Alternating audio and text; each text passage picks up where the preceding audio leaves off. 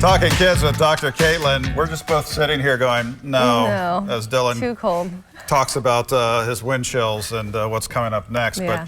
But Dr. Caitlynn, you've tied your topic in today with what's going on weather-wise, because we're talking about car seat safety in severe weather, winter weather.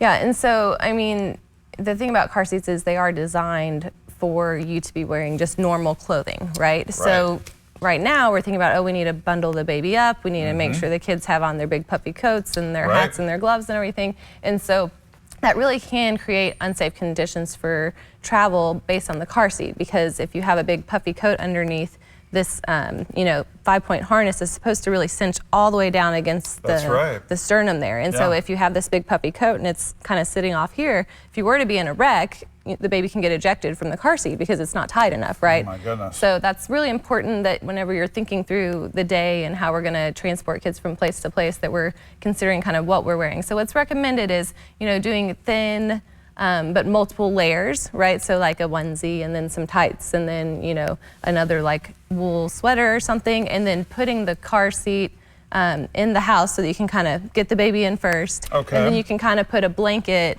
or a coat over top of the baby after you have them already buckled in. Right. Now, of course, in infants, we don't want anything that could kind of be getting up over their face and causing like a suffocation risk, right? Good point. But they do make some really good, car seat covers as well, where you can, make sure that you kind of put it over top where it's not on the baby's face, but that'll give them kind of that extra layers. You're taking them out to the car, flip it up so that they're comfortable but safe. So we're talking about a few extra minutes of prep here and maybe some logistics. Which is what we have to do anytime there's bad weather, that's right? Yeah. You just have to factor this in. We say it every day, build in that extra time, and this is part of that. Yeah, absolutely. Because you're right, and we ran into this over and over when our kids were this age. I mean, we bundle these kids up to look like Randy from A Christmas Story. Remember, they can't put their arms down?